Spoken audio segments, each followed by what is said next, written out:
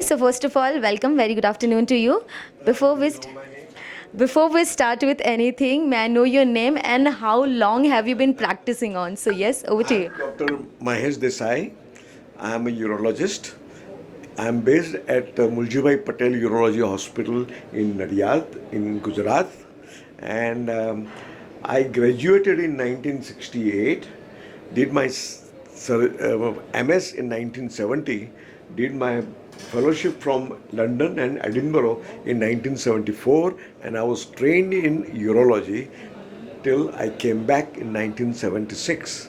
And then I started my practice at that time in Ahmedabad. But in 2 years' time, 78, I joined Nadiad, which is very near to my native place, Mathur, where Virendra Desai, who was my registrar in America, he had started a institutionalized treatment for a kidney diseases. He says we are now becoming an expert by going to England and by going abroad, but still we haven't got an infrastructure to treat the patient, and for that you need an infrastructure. That is one. So that infrastructure was created in Nadia. Now over this period you have to get infrastructure, train the people, and to get technology, because technology is developing. 70-80 was the year when there was an explosion in technology. From open surgery it became an endoscopic surgery, and for that you need to adapt the technology. Now we have to see how far this technology is useful to the people, how far it is cost effective to the patient and to the hospital. Then we have to do. So we were comparing open to the endoscopic surgery, and that happened first in prostate. We learn in a prostate, and that's how we started, differentiated urologist from general surgeon by way of how you treat the prostate. That's a very long journey, though, from America to India. I hope your journey was totally great. So I have few more questions to ask you. The second question would be, who is in today's date is at highest risk for BPH and prostate cancer? See, BPH has four areas. One is a transitional zone, which is responsible for a BPH, peripheral zone, which is responsible for the cancer of the prostate, central zone does not have any disease, and anterior fibromuscular stroma, which does not have a disease. All these four part of the prostate comes differently from the genetic development, right? Now, these two part, the peripheral zone has a growth factor, transitional zone has a growth factor. Now, transitional zone has a growth factor which makes a BPH. What is BPH? Benign prostate hyperplasia.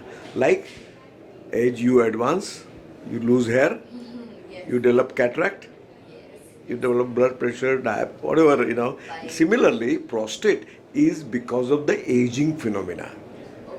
And cancer is a independent, but it also because of the growth factor in peripheral zone, and that growth factor stimulates to form a cancer, because of the molecular change in that prostate cancer. Now, the BPH was the most commonest condition which is symptomatic, while prostate cancer is not symptomatic.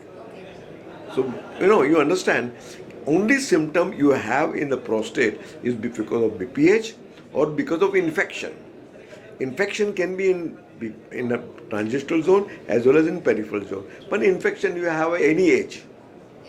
And then you treat by antibiotic and things like that, that is all right. But the BPH, if it enlarges as per the age, but when it starts obstructing, the first symptom of obstruction is getting up at night more. At least you never used to get up, getting up night. Secondly, you feel like passing urine, but you can't hold it. You have to run. But when you go and want to pass urine, you hesitate because there is a little obstruction at the bladder neck because of prostate, and the bladder has to contract. And this contraction and the opening of the urethra takes time. So you take little time to open up before you start passing. In clinical term, it is known as a hesitancy. You hesitate to pass urine because that time the bladder is contracting and trying to pass, and then the flow comes out. But flow doesn't, like if you have an open urethra and there's no obstruction, it comes out like a jet. In children, they used to wet the opposite wall, but slowly that flow comes down, and then it's when in severe cases it dribbles. You have to take care of your feet, otherwise you will pass urine on your feet. Or it may go little flow, but it is not in one flow. It goes, stops, stops, because bladder contracts, take rest, contracts, rest, because there is an obstruction.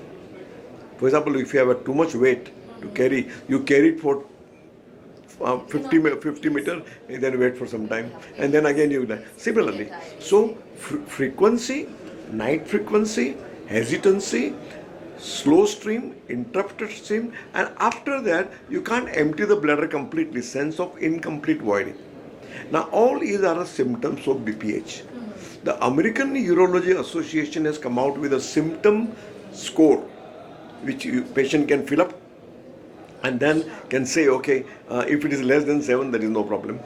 Above 7, slow problem. For more than 10, 12 out of 30, you have a symptom. The patient can decide, I have symptoms, and then he go to a doctor who examines him and does the uroflow to see how obstructed it is, then does the sonography to see if any urine is left behind, and then does a examination from the rectum to see what is the size. You can add transrectal sonography to see how much lobe is there. There are lateral lobe, right and left, and a medial lobe. 3 lobe may be enlarged, and then on the flowmetry, on the size of the prostate and what is the urine remaining inside, you can decide you want to have a surgery. Previously, we used to open up and take out the surgery, leave the catheter for 7 days, and everything is to take some time to do it. Now, you do endoscopically, you take it out, and the whole prostate is like, you have a potato, you can't eat completely, you have to do chips, Like prostate, you cannot take it out to the urethra, so you do the chips and then take it out. And then you leave a catheter for 2 days and the patient is out, patient is okay. Oh, that's and really that is So that is what technology is, right? Okay. Now, these are the patients who has a BPH, but may find they are sexually active. So in the BPH, in that case, they take care that prostate is removed, but some part of the urethra is there. Patient can be sexually active, but the prostate is a sex gland, so you may not get ejaculation. So sometimes it is a dry ejaculation, dry intercourse, or sometimes if you preserve in a young, then you can get ejaculation also. So that's regarding the benign prostate. But luckily now, with all this drug, including alkane, they have medicine which shrinks the prostate, and you don't need operation. I feel, compared to what I was doing 40 years ago, now my operation for BPH is reduced to 30 to 40%. Wow. And then remaining 60% are treated by medicine. But this, for this, patient has to undergo investigation. You should be aware, you should go under investigation, and you get treatment, and you would be perfectly all right. Okay, so last but not the least, what lifestyle modification would you recommend for BPH patient or prostate cancer? To have a comfortable Right. Now you tell me, that what lifetime modification I do to stop my hair falling. Okay. I guess I tell you. protein and all? No? Exercising? How do you? Your hair was long when you were a child. Now it's getting short. Yes. My father had a baldness.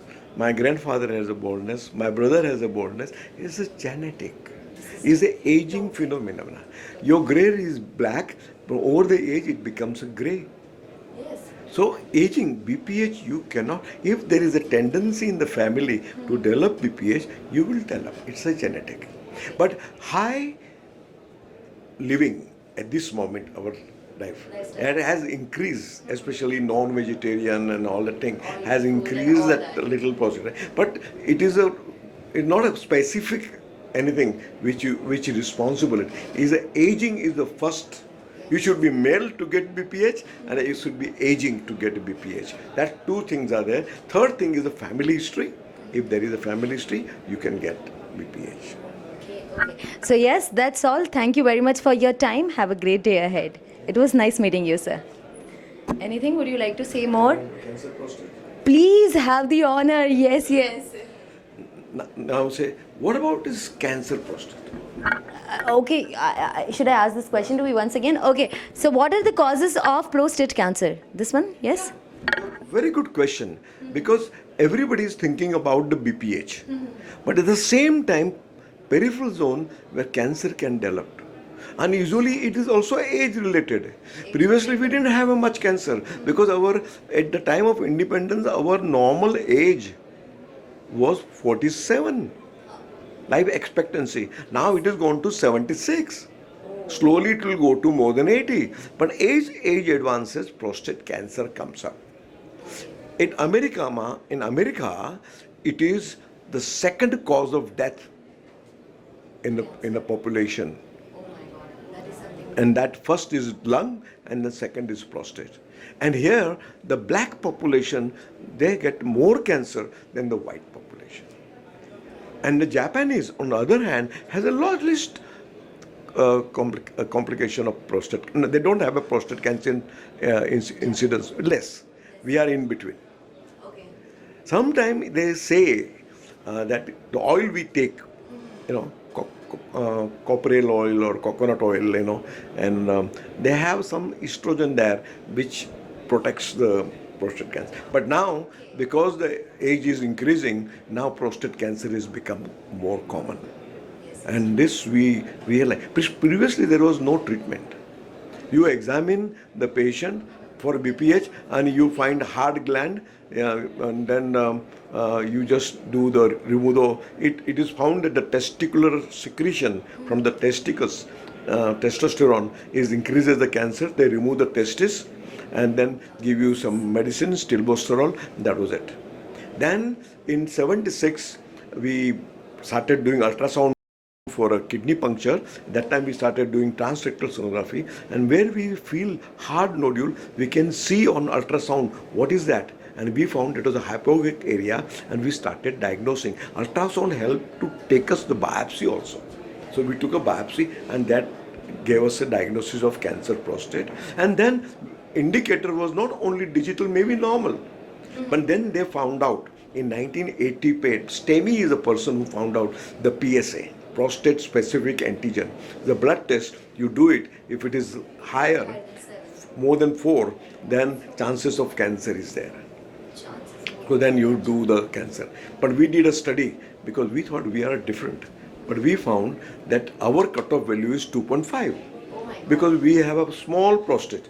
And that's why the 2.5, above that, if you have a PSA, you're likely to be cancer.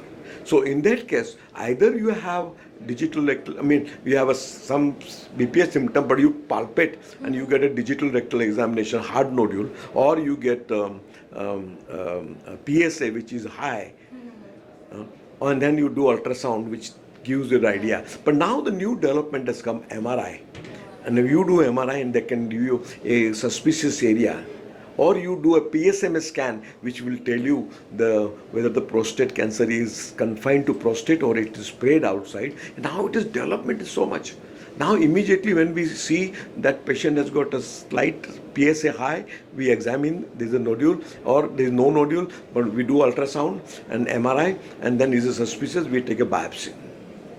We take about all quadrant, about 12 to 16 core biopsy we take, and then biopsy tells you cancer is there or not, plus it tells you what is the score of the tissue. It is a 3, 4, 5, you combine 2 and give you a score, or a grade of the prostate, grade 1, grade 2, grade 3. 3 plus 3 is grade 1, 3 plus 4 is grade 2, 4 plus 3 is grade 3, 4 plus 4 is grade 4, 4 plus 5 is grade 5, like that.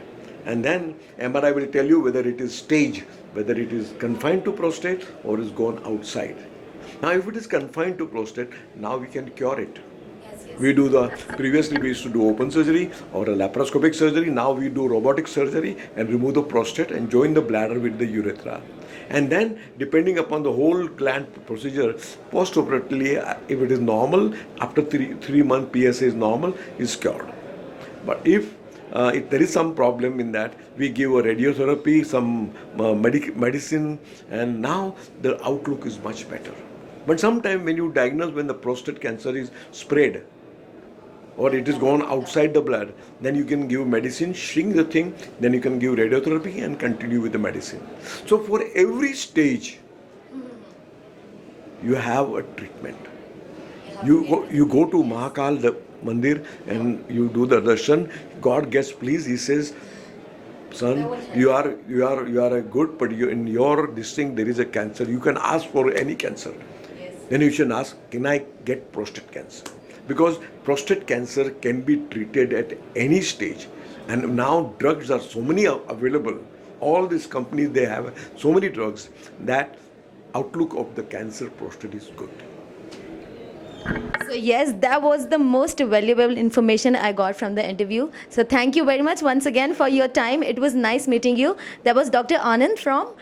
I am Dr. Mahesh Desai from Nadia, Gujarat. We have Dr. Mahesh with us from Gujarat. Thank you very much, sir. Thank you very much for sharing your experience with us. It was really nice meeting you. Meeting you. Nice meeting you, sir.